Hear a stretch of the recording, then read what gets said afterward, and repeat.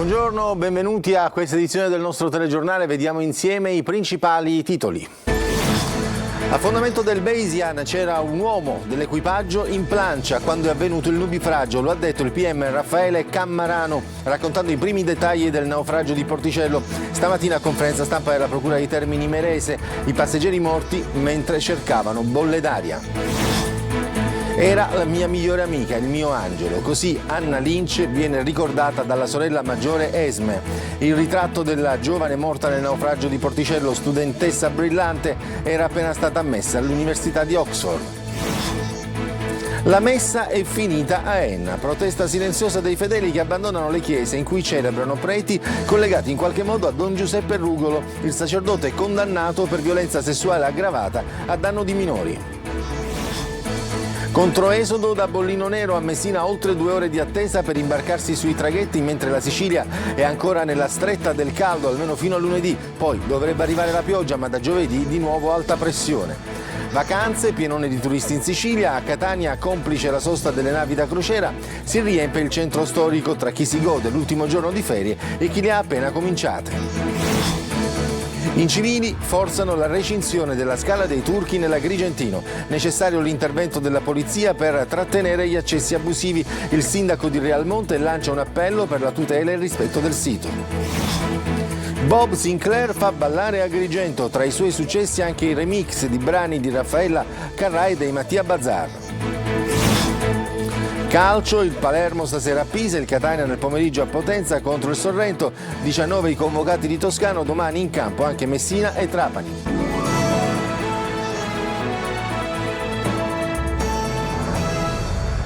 In plancia c'era un uomo dell'equipaggio quando è avvenuto il naufragio. Lo ha detto il PM Raffaele Cammarano, raccontando i primi dettagli del naufragio del Bayesian stamattina in una conferenza stampa della Procura di Termini Imerese.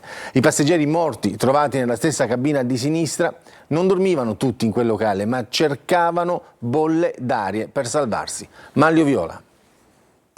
In plancia c'era un uomo quando è avvenuto il nubifragio e l'attività di indagine è tesa a capire cosa sia successo. È l'unica vera notizia nuova fornita dal procuratore di Termini Imerese Ambrogio Cartosio durante la conferenza stampa indetta a 6 giorni dalla tragedia del Bayesian, il veliero di lusso colato a picco prima dell'alba di lunedì a Porticello nel Palermitano. Non ci sono però ancora indagati. La Procura della Repubblica di Termini Imerese ha iscritto un fascicolo allo Stato nei confronti di ignoti, ipotizzando i reati di naufragio colposo e omicidio colposo plurimo, naturalmente, ma siamo solo in una fase iniziale delle indagini. Bisogna stabilire a chi sono ascrivibili questi reati, ha continuato Cartosio. Stiamo studiando e valutando chi ha responsabilità di quanto accaduto, se il comandante, se l'intero equipaggio o i costruttori. Sarà fondamentale il recupero del relitto, per il quale bisognerà attendere almeno 8 settimane, ma non è detto che per iscrivere qualcuno nel registro degli indagati si aspetterà di analizzare l'imbarcazione. Silenzio invece sulla ricostruzione, sulla presenza di portelli aperti e sulla posizione della deriva mobile. Non si deve tenere in considerazione soltanto la fase dell'inabissamento, che è stata veloce, dunque essenzialmente tenendo in considerazione proprio queste fasi, ecco che si dovranno appunto approfondire tutti i comportamenti tenuti dall'equipaggio e soprattutto approfondire anche le condizioni meteorologiche presenti al momento stesso, confrontandole appunto con i dati che sono pressoché già pubblici. Unico dettaglio confermato dallo stesso sostituto procuratore Caramanno, il fatto che nessun membro dell'equipaggio è stato sottoposto ad alcol test o test antidroga.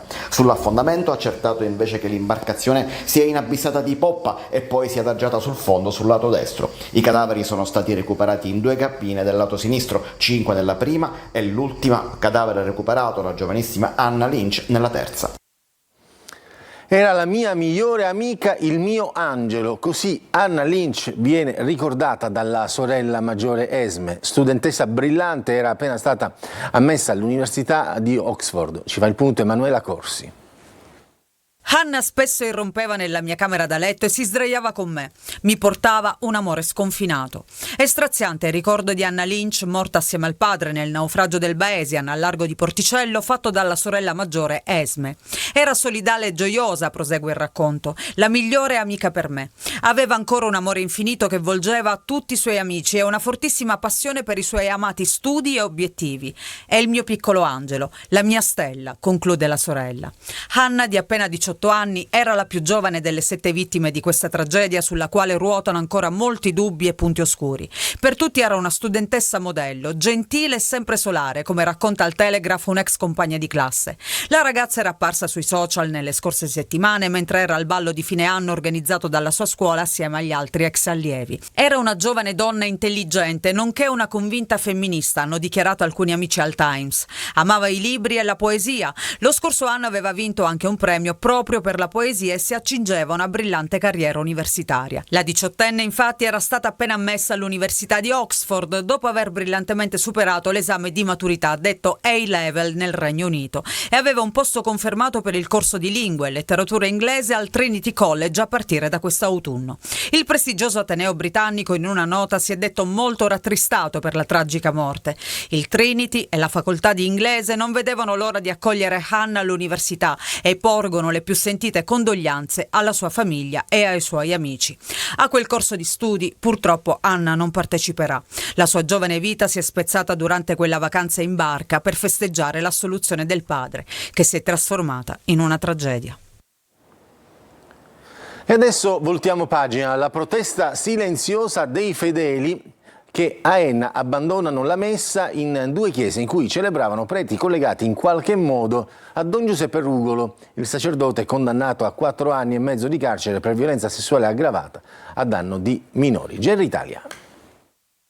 Il video è ormai diventato virale su tutti i social e mostra le immagini della clamorosa ribellione che numerosi fedeli hanno messo in atto in alcune chiese di Enna e Piazza Armerina, dove officiavano prelati collegati alla vicenda di Don Giuseppe Rugolo, il sacerdote condannato a 4 anni e mezzo di carcere per violenza sessuale aggravata a danno di minori. Un flash mob coordinato contro i silenzi della diocesi di Piazza Armerina davanti a 2 delle chiese più importanti di Enna, la parrocchia di San Giuseppe e il santuario di Valverde, e che poi si è spostata anche nel piazzale della cattedrale di Piazza Armerina. I credenti che hanno aderito all'iniziativa non appena sono entrati i preti per celebrare la messa si sono alzati in massa e hanno abbandonato le chiese, esponendo all'esterno degli edifici di culto dei cartelli con alcune frasi del Vangelo e uno più grande con la scritta "Non accetto prediche da chi copre un abuso". Una protesta silenziosa rivolta contro la diocesi di Piazza Armerina che, secondo le motivazioni della sentenza di condanna, sarebbe stata a conoscenza degli abusi di Don Rugolo e lo avrebbe coperto. La vicenda giudiziaria, infatti, come raccontato in anteprima dal nostro TG, allunga la sua ombra non solo sul caso di violenza e abusi acclarato dal tribunale ennese, ma anche sul ruolo che la curia, nella persona del vescovo di Piazza Armerina Rosario Gisana,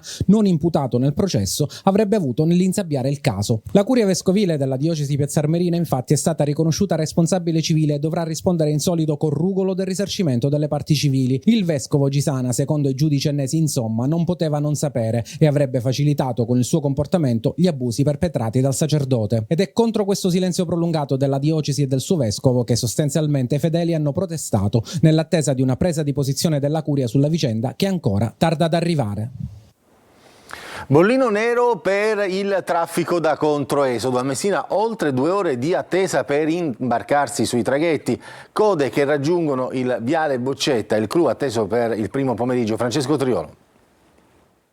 Il primo weekend da bollino nero per il traffico da controesodo è scattato nel pomeriggio di ieri, quando i vacanzieri hanno iniziato a lasciare la Sicilia. La coda di auto in fila sulla cortina del porto di Messina in attesa di imbarcarsi sulle navi della Blue Ferries e quelle sul viale della Libertà verso le compagnie private di navigazione testimoniano come in molti abbiano pensato anche di anticipare la partenza. Oltre 2 ore di attesa ieri, altrettante questa mattina, e proprio oggi è atteso il boom delle partenze con il piano del comune di Messina che è stato attivato sino al livello 4, quello più alto, che prevede la deviazione sulle strade limitrofe all'arteria che porta al serpentone di Caronte Tourist. Se le navi in servizio delle compagnie private che fanno la spola anche questa mattina dalla Sicilia a Villa San Giovanni, pronte a diventare 8 nel caso in cui il traffico dovesse diventare più intenso, come avvenuto nella giornata di ieri, soprattutto nel pomeriggio. Altre 4 quelle di Blue Ferries, 3 dal Porto Storico, una da Tremestieri. La coda anche questa mattina ha raggiunto il viale Boccetta.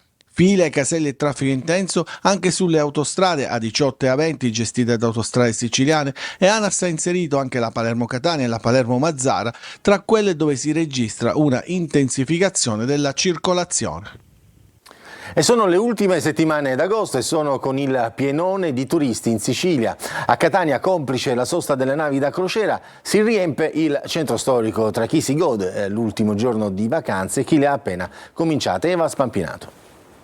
Vacanze finite o appena iniziate? Finite purtroppo. L'ultimo giorno di vacanza, poi domani si rientra. No, ancora devono incominciare. Agosto, crocevia dei vacanzieri. Tra chi si gode l'ultimo giorno di sole, granite, passeggiate culturali nel centro storico di Catania e chi programma le vacanze ancora da vivere. Settembre è più bello, il mare è più bello, meno confusione, meno stress. La vacanza non deve essere stress, deve essere relax e divertimento. Magari anche un po' più economica. Anche. Facciamo delle vacanze giornaliere qui in Sicilia stesso, insomma. Prendere fresco Etna, Milo, queste zone qui. Che sia agosto o settembre, l'importante è che sia in Sicilia. We love Sicilia, Sicilia, yeah! Oltre alle bellezze artistiche che riservano le nostre città, c'è una bellezza tutta gastronomica da tenere in considerazione quando si sceglie il luogo dove trascorrere le ferie. Tu hai provato tutte e due, dolce e salato. Ti piace basasto lima? Sì. Giusto. Dolce. Salato. Arangina. La pesce col tuppo è buonissima. Tuppo, il tuppo con 2 P. Ah, il tuppo. Tra selfie, ombrelli, parasole e una piazza Duomo che brulica di turisti, complice la sosta della nave da crociera al porto di Catania. E c'è chi ne approfitta per cogliere l'animo visivo dei catanesi. Vacanze fotografiche, sì, visto che abbiamo questa passione di andare in giro, fare qualche scatto. Caratteristica di Catania è la pescheria ai volti, il pesce, i colori del pesce, i riflessi dell'acqua. Cartoline digitali che, contrariamente alle aspettative, non battono la cartolina vecchio stile, questa. Se ne vendono ancora di più di quanto se ne vendevano prima. Lei pensa, prima le compravamo a migliaia, ora le compriamo a 10.000. Quindi la differenza addirittura è decuplicata rispetto a quando era prima. Sembra assurdo, ma è così. E attenzione alle truffe però, si faceva passare per una esperta di crociere in grado di offrire soluzioni economicamente vantaggiose, ma in realtà avrebbe truffato 9 persone che le hanno versato in acconto somme di denaro comprese tra i 300 e gli 850 euro, per poi scoprire che non vi era nessuna prenotazione. I carabinieri di Mascalucia hanno arrestato una 38enne, secondo quanto accertato dalle indagini. Le vittime venivano avvicinate da un uomo di 58 anni che poi è risultato essere un portiere di uno stabile condominiale del centro di Catania, che ha prospettato loro la possibilità di risparmiare rivolgendosi ad una sua amica esperta del settore, ma evidentemente il risparmio era una truffa. Turisti e vacanzieri incivili forzano la recinzione della scala dei Turchi di Realmonte nell'Agrigentino, noncuranti delle regole poste per la salvaguardia di uno tra i 100 geositi più importanti al mondo. Davide Sardo. Il periodo ferragostano ha infuocato la scala dei Turchi di Realmonte e non solo per le temperature roventi come non mai.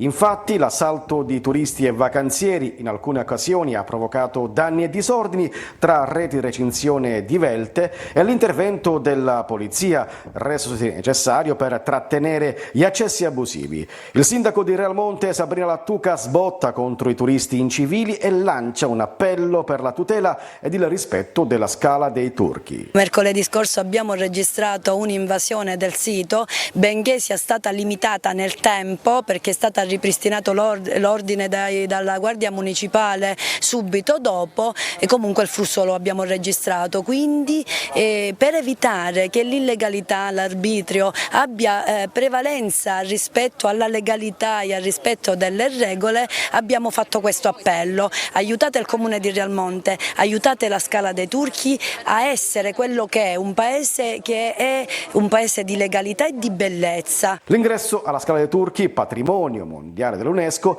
dalla stagione in corso e fino al 31 ottobre è regolamentato. Visite da 30 minuti con un numero massimo di 20 persone per fascia oraria sia al mattino che al pomeriggio e con biglietto acquistato preventivamente. Inoltre sono stati predisposti altri tipi di pass a pagamento per fruizione e svolgimento di attività varie. Una giovane etiope ha partorito all'alba su un natante in vetroresina di 10 metri sul quale viaggiava con 46 persone. La carretta partita dalla Libia è stata soccorsa dai militari della Guardia di Finanza. Dopo lo sbarco la donna e la neonata sono state portate al poliambulatorio dell'isola, entrambe sono in buone condizioni di salute. Sono 301 i migranti sbarcati fra Lampedusa e Lampione nelle ultime ore, altri 66, fra cui 2 minori, sono stati soccorsi da una motofedetta di Frontex. E i carabinieri hanno arrestato a Catania un pusher trentenne che spacciava cocaina e crack nella sua abitazione del quartiere San Cristoforo. I militari dell'Arma lo hanno bloccato durante un blitz in casa sua, un monolocale a piano terra, come si vede dalle immagini, protetto da un portone di ferro e telecamere a circuito chiuso. Hanno sequestrato 10 grammi tra cocaina e crack, materiale per il confezionamento della droga, un pulsante che apriva a distanza il portone in ferro e un monitor collegato a 3 telecamere. Il trentenne aveva in tasca inoltre 100 euro, anch'essi sequestrati. Il pusher è stato posto a disposizione dell'autorità giudiziaria che ha convalidato l'arresto e disposto la custodia cautelare nel carcere di Piazza Lanza. Adesso c'è la pubblicità, poi torniamo, parliamo del meteo, del caldo che ancora è presente in Sicilia e poi di Bob Sinclair.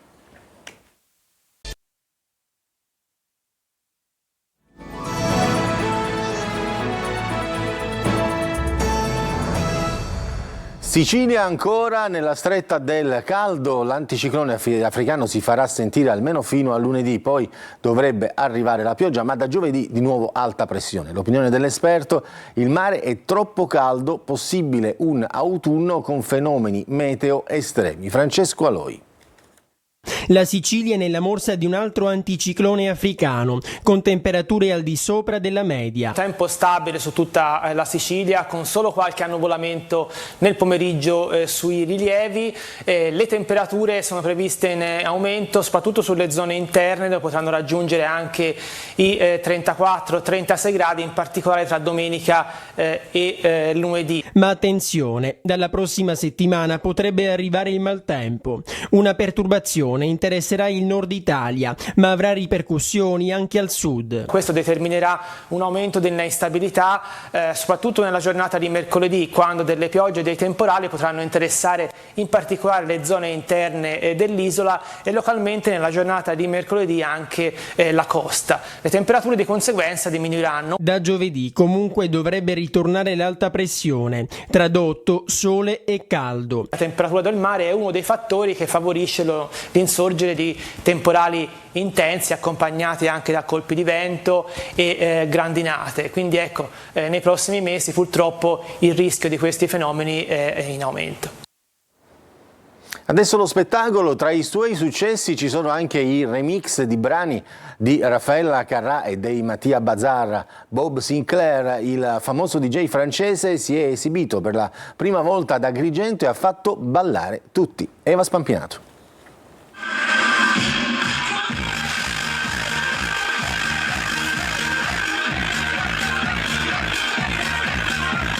La Sicilia consola Bob Sinclair dell'uso dei giovani incollati agli schermi dei telefonini durante uno dei suoi ultimi concerti in Grecia. Sotto i templi di Agrigento ha trovato invece un popolo che balla, canta a squarciagola, interagisce e anima la serata.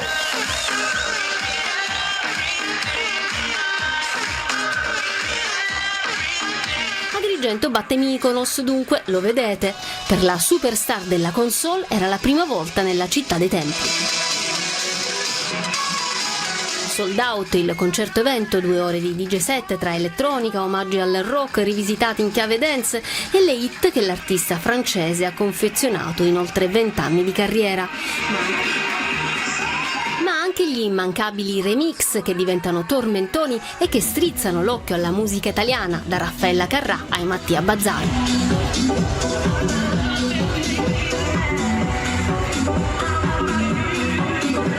Nessuna band, nessun cantante, solo un DJ sul palco. L'effetto è quello di uno spettacolo dal vivo a tutto tondo. Coreografia, luci, schermo, bassi tellurici e una musica che mette d'accordo diverse generazioni.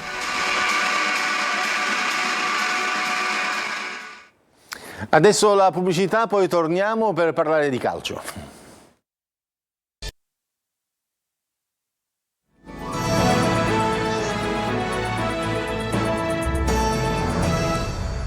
L'ultima parte del nostro telegiornale è dedicata al calcio. Serie B, stasera torna in campo il Palermo in trasferta contro il Pisa. Sentiamo Marco Gulà.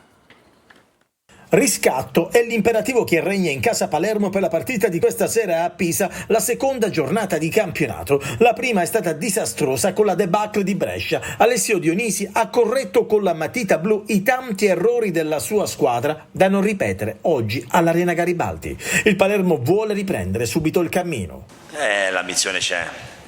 Non può non esserci, c'è perché questo mestiere ti porta ad averne e che lo si possa pensare o meno è veramente la linfa, è la benzina, è il motore per ognuno di noi, l'ambizione di aver sempre qualcosa in più, di provare a prendere anche quello che magari non è nelle tue corde, quindi ragazzi giovani loro ce l'hanno, però poi trasferirlo nel campo tutti insieme, in tutti i momenti, nelle difficoltà soprattutto, non è una cosa comune a tutti. E andiamo alla probabile formazione in porta des Planche di Achitene, Del Ciaro, Nicolao e Liundi in difesa, Blen, Saric e Ranocchia, centrocampo, Insigne, Brunori e Di Francesco in avanti. Il Pisa di Pippo Inzaghi è squadra solida, compatta, in avanti ci sarà spazio per Tramoni, Moreo e Bonfanti. Start alle 20:30.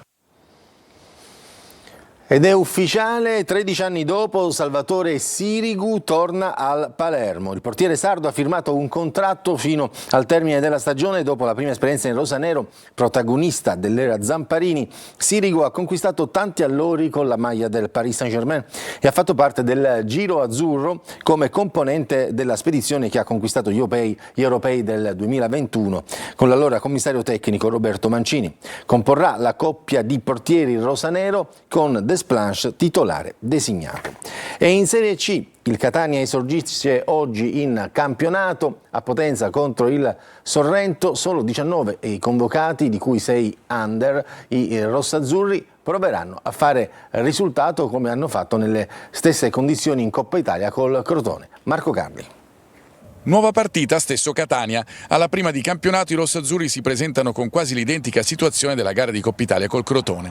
19 convocati, di cui 6 under, non c'è Bua che come anticipato lascerà il Catania, non c'è Carpani squalificato, inseriti in lista Celi e De Luca. Per il resto i disponibili sono rimasti gli stessi di una settimana fa, per dirla con Toscano è tutta una questione di paletti da rispettare. Ci vorrà del tempo e della pazienza perché è solo da una settimana, 10 giorni che il progetto nuovo sta iniziando, ci sono delle dinamiche e dei paletti che dobbiamo rispettare e stiamo rispettando, quindi cercherò di mettere la migliore formazione possibile. Grande lavoro, oltre quello già fatto, attenderà Faggiano la prossima settimana. Almeno 5 i giocatori prenotati con quelli che si allenano già in gruppo, con il solito fil rouge del prima le cessioni che servono per rispettare i paletti appunto. Intanto Toscano fa di necessità virtù e mette in campo il meglio che ha, che, va detto, ha dato già risposte con il Crotone in Coppa, facendo capire di cosa potrà essere capace la squadra quando sarà finalmente completa. Oggi a Potenza col Sorrento il consueto 3-4-2-1 potrebbe vedere le varianti di Castellini sull'esterno a destra con quelli in difesa e De Luca in appoggio a Popovic insieme a Luperini. Le alternative, compreso il centrocampo a 5, sono poche. I giovani potranno mettersi ancora in luce, questo passa il convento per ora. Almeno 400 i tifosi rossazzurri al seguito. Loro, quando le restrizioni lo consentono, non mancano mai. Sorrento-Catania sarà seguito in diretta da Telecolor, solite 3 ore live a partire dalle 17:30 con i collegamenti dallo Stadio Viviani, i commenti da studio e le interviste in anteprima con i protagonisti. Esordio casalingo domani sera per il Messina contro il Potenza. Il Trapani invece scende in campo lunedì a Foggia. Sergio Colosi. Il Messina 18 8.0 riparte dalla fine. La scorsa stagione chiuse al Francoscoglio contro il Potenza e quel 2-2 sancì la salvezza matematica. Sembrava che fosse un punto di partenza. Nulla di più falso perché in pochi mesi il presidente Sciotto ha cancellato tutto e domani all'esordio in campionato ci sarà ancora il Potenza, ma di quel Messina sono andati via i pezzi migliori ed è rimasto ben poco. Si annuncia un torneo in salita per la squadra di Modica, costruita con pochi spiccioli e il budget più basso del girone. Linea verde e poche esperienze in tutti i reparti, con un attacco spuntato. Con il Potenza, che ha superato 2 turni nella Coppa Italia di Serie C contro Cerignola e Benevento, assenti lo squalificato Petrungaro e gli infortunati Morleo e Cominetti, cui potrebbe aggiungersi Marino. Il Potenza del leader caturano punta a rilanciarsi dopo un anno negativo. Messina senza tifosi, scoglio quasi vuoto con circa 200 abbonati e contestazione ad oltranza a Sciotto all'8° anno nel club giallorosso. Atmosfera diversa a Trapani, dove c'è grande attesa per la trasferta di lunedì sera a Foggia dopo i successi in Coppa contro Cavese e Monopoli. Un entusiasmo per nulla scalfito dal no di Merola, con Antonini che parla addirittura di fallimento calcistico in caso di mancata promozione in Serie B. È tutto per questa edizione, grazie per averci seguito, buon proseguimento di giornata.